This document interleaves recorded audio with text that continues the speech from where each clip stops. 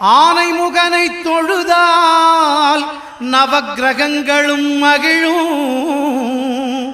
நல்லதே நடக்கும், நல்லதே நடக்கும்.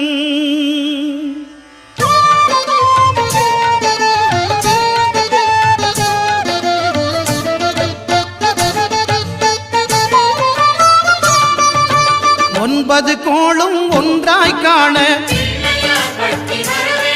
அங்கு கற்பகம் என்னும் கடவுளின் மெய்யில் ஒன்பது கோளும் ஒன்றாய் காண அங்கு கற்பகம் என்னும் கடவுளின் மெய்யில்